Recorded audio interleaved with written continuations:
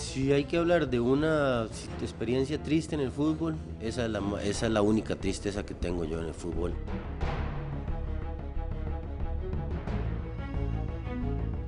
Lo peor que me ha pasado a mí en mi carrera futbolística, ¿verdad? Y la verdad que fue algo que cuesta mucho digerir.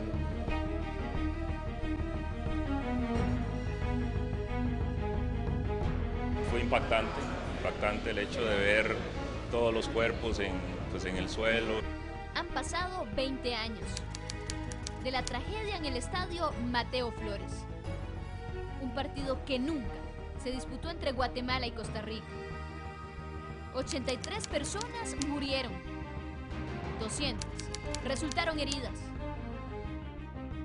Lo que tenía que ser una fiesta de eliminatoria mundialista hacia Francia 98 se transformó en una vela. Horrible lo que nos tocó ver cuando una señora que estaba a 3-4 metros de nosotros, se vino la gente para atrás, la presionó contra la grada y se le partió la espalda agarrando la forma de la grada. Fue espantoso, la verdad. La gente saltaba y se trataba de agarrar de la malla que tenía Razor.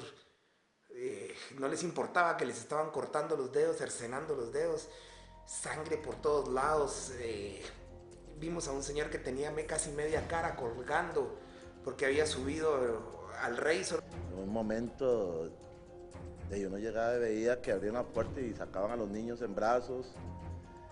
Vio gente contra la malla, prácticamente con la cabeza reventada, y decía uno, ¿pero qué está pasando?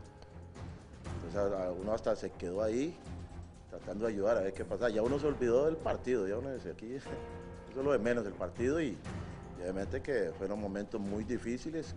Y después cuando volvimos al camerino, de eso que usted se sienta y uno dice, ¿y qué pasó? Sí, no lo entendíamos y estábamos devastados por esa situación. Al final salimos y los cadáveres estaban en fila, ya los oficiales estaban ordenándolos, simplemente digo ordenándolos porque los ponían uno acá, uno y los otros al lado para que después la familia los pudieran reconocer. Nosotros, por lo menos yo traté de no acercarme mucho, fui, miré y me golpeó demasiado, entonces me quedé a la distancia, así miraba a Rolando Fonseca, por ejemplo, que iba y les ayudaba a los oficiales a jalarlos. Yo no podía creer que hubieran muertos. Estábamos queriendo apoyar a la selección y cómo podía haber gente muerta. Luego, poco a poco fuimos viendo una fila de personas en la pista de la cancha, y esa fila se fue haciendo grande y grande y grande hasta y ya no eran personas, eran cuerpos de gente muerta. La sobreventa de entrada fue la causante de esta fatídica noche. El aforo fue superado en más de 20.000 personas. Bueno, ahí uno también nos volvimos solidarios, que ahí era pues ayudar a la gente a sacarlos, pues, a muchos pues a acomodar los cuerpos. Había muchos padres de familia, madres de familia pues buscando a sus hijos, y ahí pues uno trataba de consolar o ayudar o cargar también pues de asistir a mucha gente herida. Lastimosamente colapsa la red del celular y entonces no se logra uno comunicar ni los que estamos en el estadio hacia afuera ni los que están afuera hacia adentro. Entonces empieza a haber mucha ansiedad de parte de todos, incluyendo de mi persona, mi padre que me acompañaba, la novia en aquel momento que me acompañaban, porque no podemos comunicarnos. Y hay ansiedad de nuestros parientes en las casas porque lo están viendo en la televisión. Que bueno, me dolió muchísimo porque mi hijo, eso fue el 16 de octubre de 1996 y mi hijo nació el 19 de octubre de ese mismo año. O sea, fue un tema de contrastes, ver chiquitos y ver nacimientos en esa misma semana, pues no fue nada sencillo para mí. Hubo mucha gente que quedó en el suelo, que la misma gente la pasaba machucando, pasaba encima de ellos. Las puertas de emergencia no abrían en ese momento. Los bomberos intentaban abrir las puertas de emergencia, no se podían abrir porque estaban con candados. Vladimir entró, como digo, devastado. Esa es la imagen que me quedó porque estaba casi que desconsolado. Los otros, los que íbamos a jugar, me acuerdo a Machón Madrigal, calentando igual. Él decía que no, que seguramente querían como despistarnos, hacer, no sé, distraernos, y él decía que estaba concentrado, que íbamos a jugar, y al final pues no se pudo.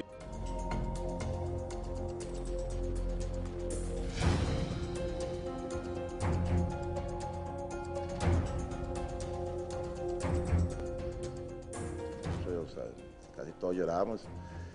Fue algo que uno dormía y todavía se acordaba de eso. Sí. Y todavía se acuerda uno de eso, ¿verdad? Porque uno siente culpa, porque al final fue por el fútbol, ¿verdad? Entonces, obviamente que es algo que ahí uno lo tendrá como lo más negativo estando en esta profesión.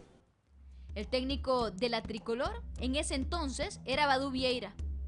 El camarógrafo de Repretel, asignado para cubrir el partido, describe ese momento. Grabé los cuerpos de los aficionados, los jugadores tristes, a Badú llorando, porque ahí, en ese momento hay una historia dentro de eso. Un chiquito le dijo a Badú: yo quiero ver a la Cele, quiero verlos a ustedes jugar. Y Badú, ese chiquito que le comentó eso, lo vio ahí tirado muerto. Entonces Badú, me acuerdo, estaba hincado a la par de él llorando como un bebé. Fue muy, muy duro. Él sabrá consolar a la mamá de ese niño. Ellos fueron los primeros en llegar aquí.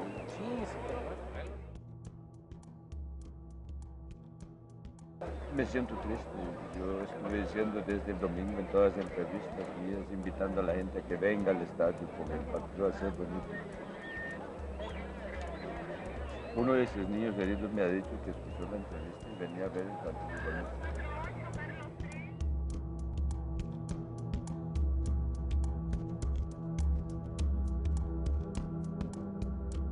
Yo en ese momento estaba en el departamento de sucesos y nosotros teníamos, va a sonar cruel lo que voy a decir, pero teníamos un listado, o sea, yo cubría un muerto y yo lo apuntaba al muertito, un muerto más. Y cuando llegué a grabar 83 en un solo día, yo creo que no ha habido otra tragedia más grande que esa, que yo sepa, no. Entonces sí, por supuesto que sí me marcó un montón, fue muy duro.